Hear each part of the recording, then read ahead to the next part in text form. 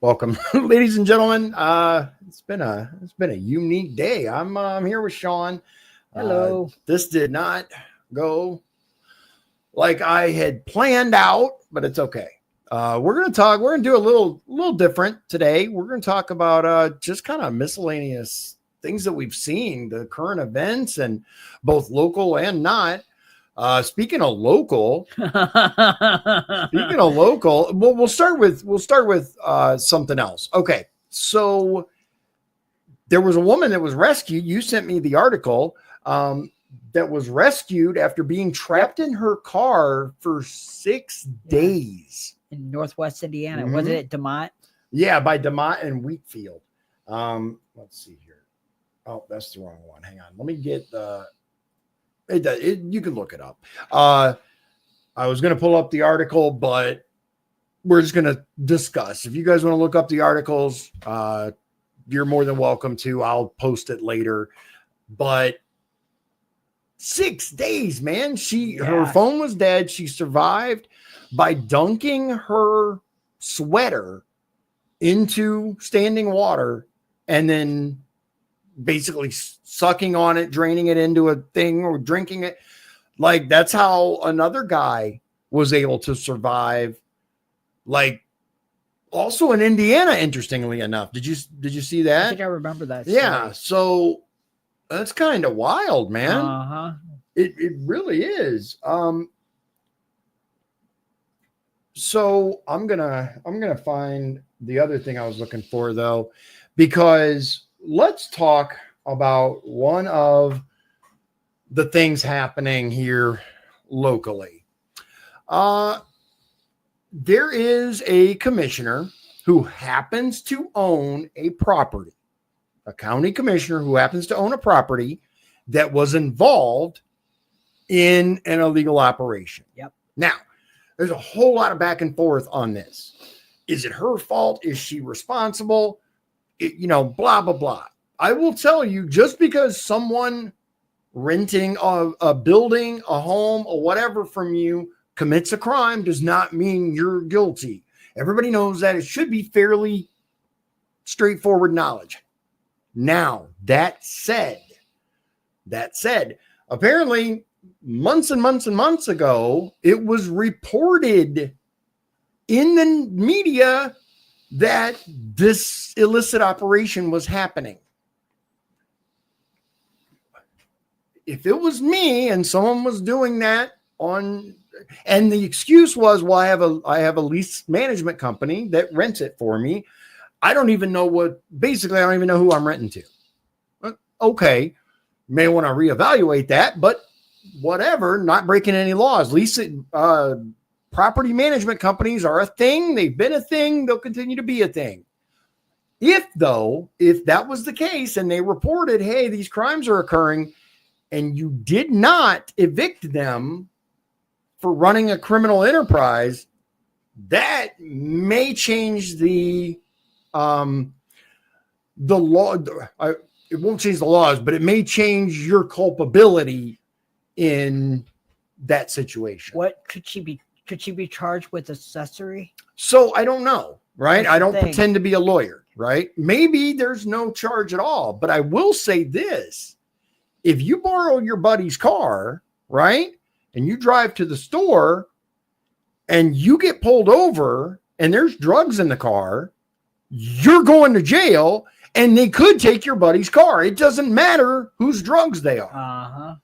Just like the guy from Florida, right? Who he loaned his buddy his car and the buddy went out and committed a crime. The guy had no idea his buddy went out and did crimes in his car. They charged the loaner, the guy that loaned his car out to his friend, charged him, he went to prison. Wow. Oh, yeah. Well, ignorance is no excuse. You're responsible for what anybody does with your property. So I'm just saying, and I will say this, right? You guys know, if you've been following the page for any amount of time, you know I'm not a fan of this particular LaPorte County Commissioner. I think they're evil. But initially, when this was first reported, I even said, if you don't know this is happening, it's kind of hard to go, hey, shoulda, woulda, coulda, right? Okay. But at this juncture, by now, I would have expected eviction. Yeah. I'm just saying. So, but I don't know. It'll be interesting. It will be interesting. We're going to pay very close attention to how this unfolds and see what happens. For those of you who don't know, let's see here. Okay, I don't know. Blah, blah, blah. Let's see if I can find it. I know I'm not digging through all of that. Okay. Anyway, while I'm digging into this, what have you seen that they have a? Yeah, here it is. Okay. Police bust massage parlor ring. If you guys haven't seen this, it is very interesting. This is Region News Source, which I'm a big fan of, by the way. Police bust massage parlor prostitution ring in Michigan City. The Michigan City Police Department began receiving complaints regarding a business, 2700 block of Franklin Street, according to court records. Massage parlor, right? So you guys can look it up. Look up Region News Service, police bust massage parlor. It should be like right there. So here's the problem is it says here during January and February of 2025, the LaPorte County Drug Task Force began investigating and conducting surveillance of the alleged business. As a result of the investigation, the detectives obtained information from a source that this business operates as a massage parlor, but also puts out advertising for, pornography or prostitution, basically. This advertisement was seen on skipthegames.com. Additionally, the investigation discovered that patrons would get a massage and pay for it using cash, then at the conclusion offer a tip that varied in amount, but would ultimately be negotiated in exchange for nookie. These acts ranged from manual stipulation to full-on. On March 10th, 2025, an undercover officer arrived, etc. And it goes into the details. The suspects are currently lodged in the LaPorte County Jail. So we have seen a number of people, at least I've seen a number of people online either saying, well, she should be charged, this person and this person and this person, but maybe they're the victims of human trafficking because that does happen fairly frequently. So maybe we shouldn't charge them. And my response to that was, I think everyone initially needs to be charged. Yeah. Anyone involved needs to be charged. And then if they're willing to be honest about it and all that, then that's something else. All right. So, look, the reality of the situation here is that as far as whether prostitution is going on, whether human trafficking is going on, let's let the authorities do the necessary investigations. But I do think people should be aware of people involved in things that may not be positive. All right. Let's jump subjects because I really, really want to talk about this first because I like to stay focused on scams. Yeah, on local issues, and this is affecting local people, including this is happening across the country. You and I. FBI's warning to iPhone and Android users, delete these. It's called smishing.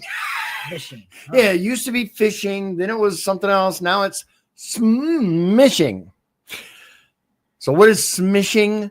It's like SMS phishing. Yeah, SMS and phishing.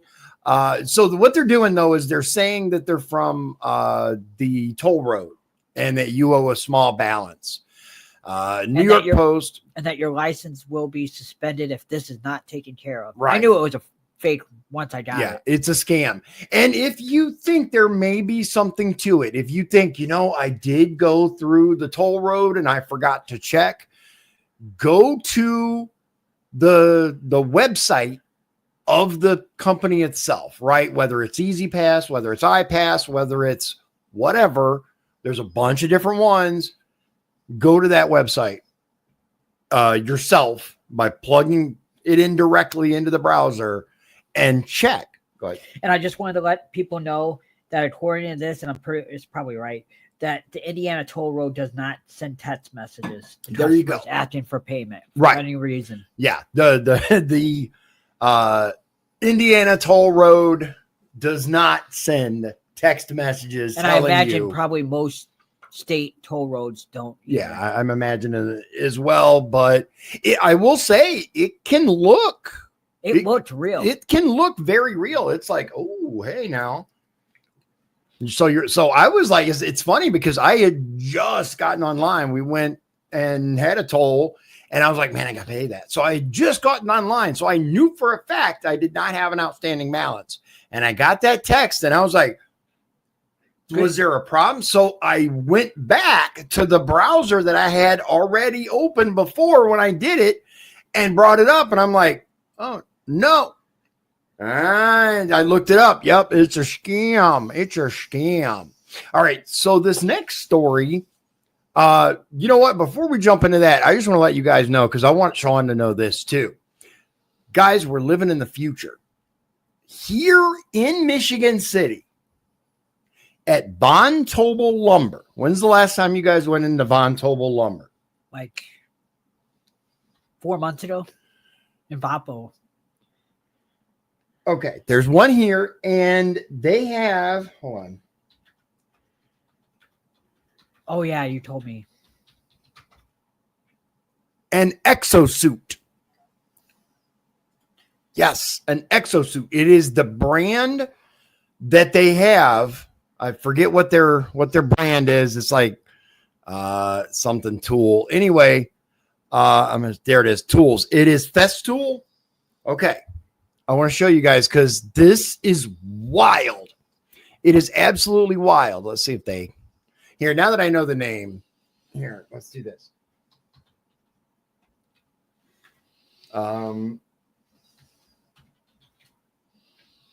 Okay, Hypershell X is what it's called. That's the exoskeleton exoactive is the Festool thing.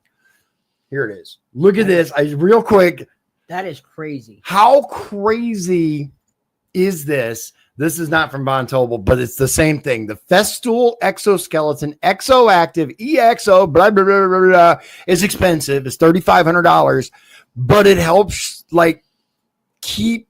That's the entire kit of it together, right? That's taking it out.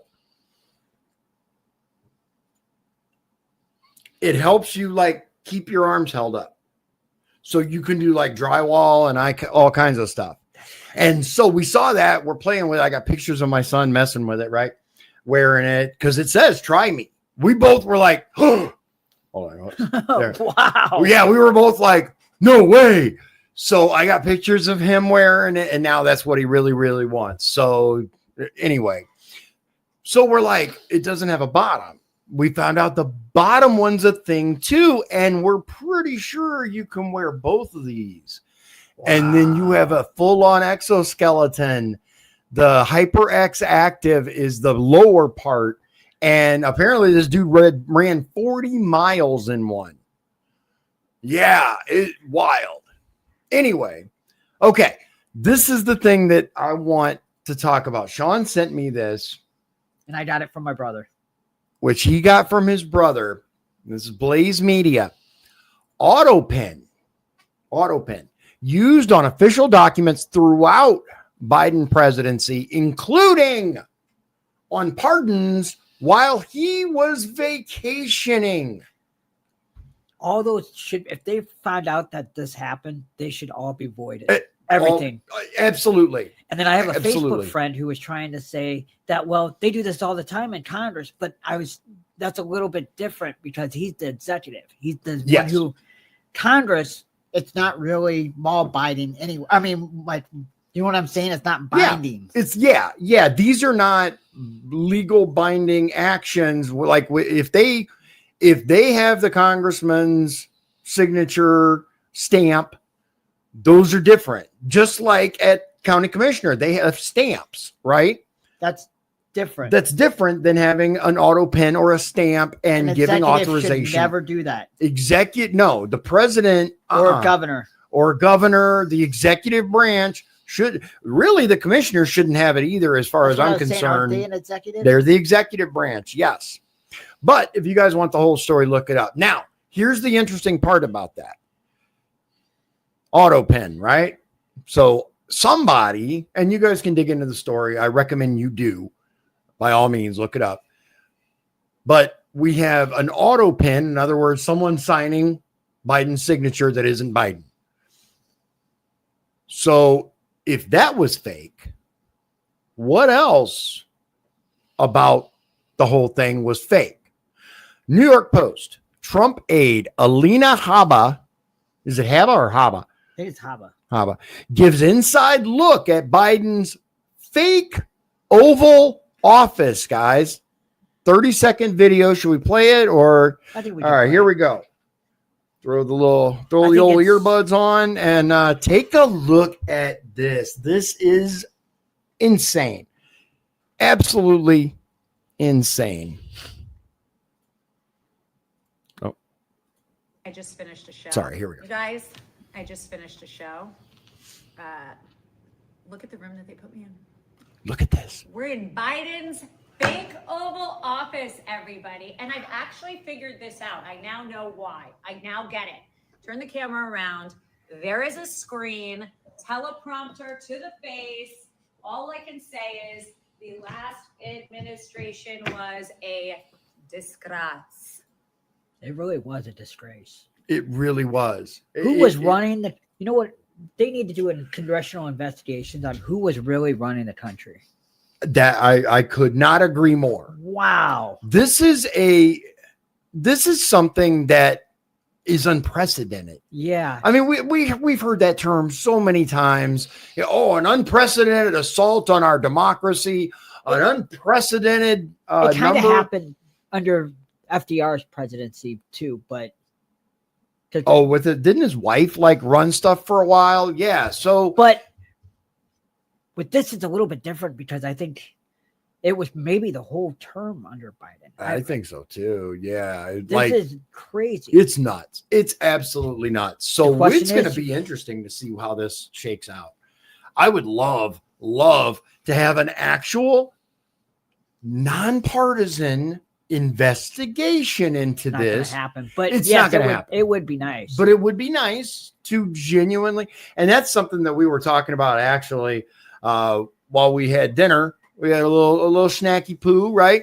And we watched a couple of things, and one of the things that we watched were basically how the left was going nuts about Trump. And you go back though to 2010 and they're talking about the very same things that Elon Musk are doing now. Mm-hmm. Right. And then you had another example of somebody saying that Elon Musk is used Starlink satellites to change the vote over certain states. Uh-huh. Now here's the problem with that, right? You can't have it both ways. Either we have the most secure elections in history or they're hackable. And if they're hackable, then 2020, I'm just saying, right? Either Trump won, Biden was inaugurated, Trump won, or it's all suspect. You can't have it both ways. It's just not possible. We can't have no fraud when your guy wins. Yeah. And fraud when Trump wins. It doesn't work that way. it's a joke. It's an absolute joke. And I'm going to be watching, and there's a lot to keep track of, guys. That's one reason why I try to do these videos, and I appreciate Sean and his time. And there's a lot to keep track of. There is. But I urge everyone to pay attention to what's coming out with these investigations. Did you see apparently Kash Patel charged these soldiers with spying? Really? Yeah, let me find that. Not heard that real quick, because let me see.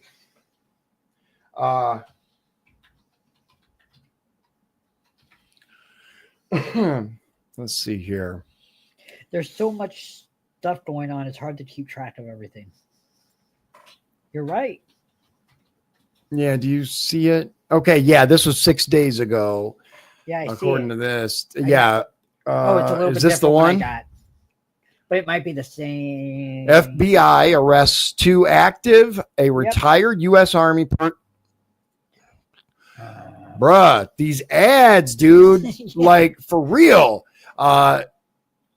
Yep. 2 active and a retired U.S. Army personnel on charges of spying. Oh no, this is for different. China. This is different. This is a different one. So look at this: 2 active duty U.S. Army soldiers and 1 former soldier arrested in Yep, it's the Oregon same one. on Thursday. Speaking of Oregon and the West Coast, did you hear about the Zizians? It's No. this cult. Did you hear about the Border Patrol agent that was killed by the transgender individual in New England or something? Okay, real quick. We don't have time to get into this because this is crazy, but check this out. What's that? Were you No, I saying haven't something? heard anything about Okay, it. hold on. Let's see. Border Patrol agent.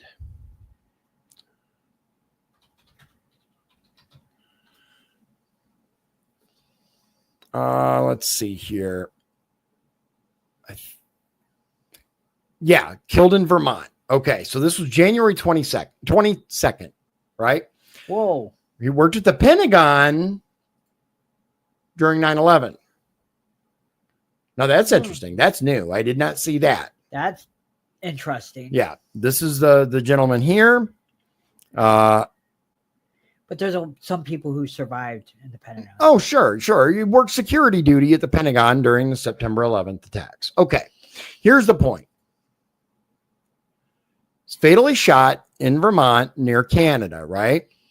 It left 1 suspect dead and another injured.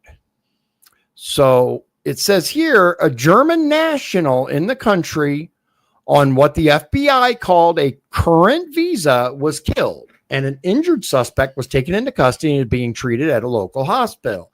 Okay, blah, blah, blah. Who were these people? Check this out.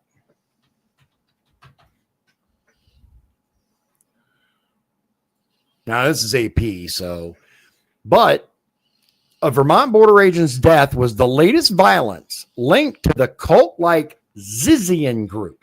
I have never heard of them. Zizian group, okay? Apparently, and apparently they shot the landlord. It's nuts. There's a whole bunch of stuff going on with this, and I think we should do like a full video on it because there's so much happening with this. But these are who we're dealing with. This is crazy. Yeah. The combination of images from top left shows 2019 Sonoma County Sheriff's Office booking mugshots of Jack Lasota, Alexander Letham, Emma Borhanian, and at bottom left, Gwen Danielson, court appearance of Maximilian Snyder, and a Newport City Inn surveillance video image of Teresa Youngblood. Associates of Lasota, also known as Ziz. That was the, I guess, the boss of the cult. Who is Ziz? That's Ziz. That is Ziz. There's a lot going on. There's a lot going on. I missed that. Yeah. So we're gonna do a full deep dive, I think, into this because I think there's a lot to uncover here. I've learned a great deal about what's going on with this whole thing, and it's disturbing. We should do a deep dive. Yeah, we'll do a deep dive on it. Anything else you want to add, Sean? All right. Guys, as always, I really, really appreciate your time. If you guys want to help the channel out, visit our Patreon. Or if you don't want to give me any money, which I don't blame you, I get it. It really helps by clicking like, subscribe, and share. Share the videos if they help you at all. I'm not sure what the upcoming schedule is going to be like. I'm still working on a project that hopefully will be drawn to a close soon, and then I'll have a lot more time. But until then, God bless you, God bless Indiana, and God bless the United States of America. Hope you have a wonderful evening, and we'll see you again.